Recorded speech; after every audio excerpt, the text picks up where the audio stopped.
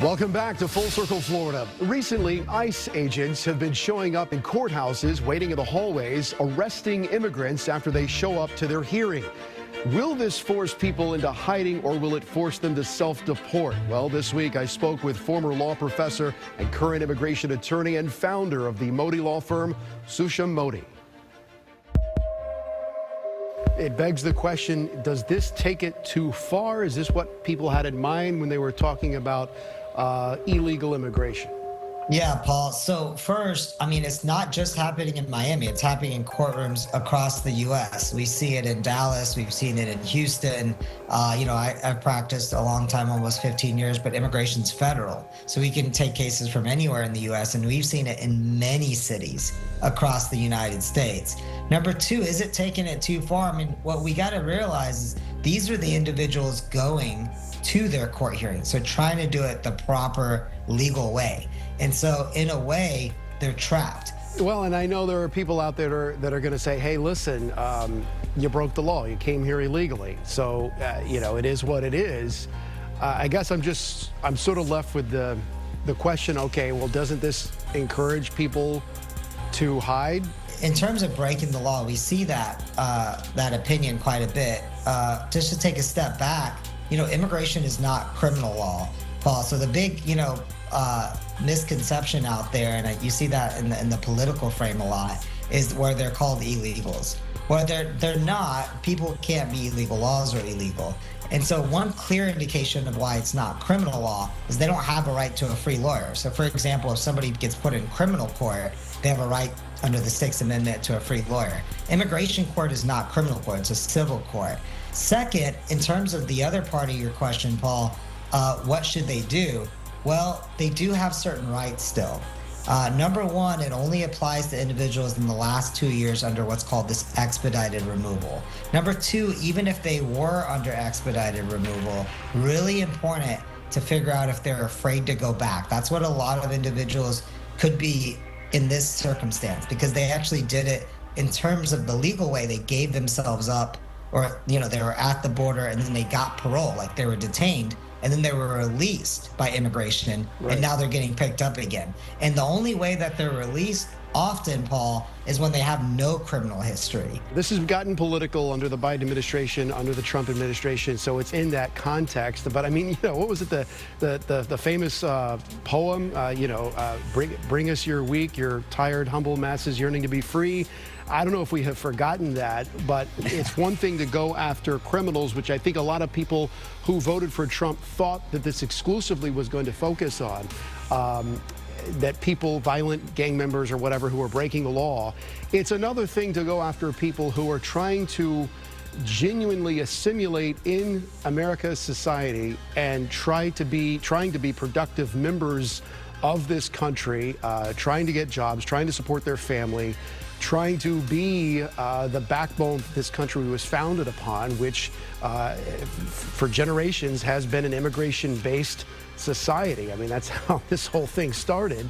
So why not go after exclusively the criminals breaking the laws, start in the jails, start in the prisons, start with anyone who's got an arrest warrant out, rather than focusing on people who, if they're showing up to court and trying to go through this process, and they know it's going to be a long, painful process, obviously, they're not trying to hide from the law. They're trying to figure out how to be legitimate and be legal living in America. Yeah, what's wild about the quote that you mentioned, Paul, is that's from our Statute of Liberty. And so that is the basis of American foundation in a lot of ways, of us being humanitarians. And that's what asylum refugee laws, and by the way, those laws came from the genocide against the Jews. And so it's some of the best humanitarian parts that we have. Instead of doing that, I mean, not to be political, we're trying to quickly remove people, like at these court hearings, doing it not only the right way, but again, the vast majority, maybe almost all of them, have no criminal history because they were released on parole. They were the ones, released by the government showing they didn't have a criminal history. So we're not going after the violent offenders.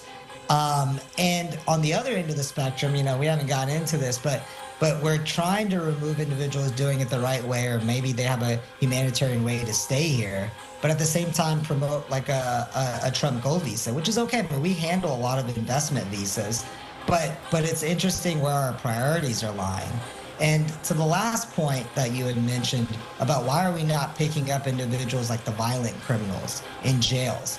Well, I think the reason why is because whenever somebody has a court hearing, an immigration court hearing, one of the first parts of that hearing, they have to say when they entered the U.S. So the Trump administration may be just looking at what's called the notice to appear, and that they entered less than 2 years ago in order to grab them, even though, again, the vast majority have no criminal history whatsoever. I did want to get your insight on the student visa thing that's dropping this week. Where do you see that going next? It's an interesting issue. I mean, a lot of this is, there's a good question on whether it's related to what's happening with Harvard. At Harvard, President Trump has really gone after Harvard for a multitude of reasons, and then started to try to go after all the student visas at Harvard University. Now, Harvard sued on that, and then it got put on hold. And quickly after the judge put that on hold, the Trump administration went after all student visas. So there's a good question here is whether they're partially targeting Harvard because of this. And by the way, I was honored to actually work in Harvard's Immigration Refugee Clinic as an attorney many years ago.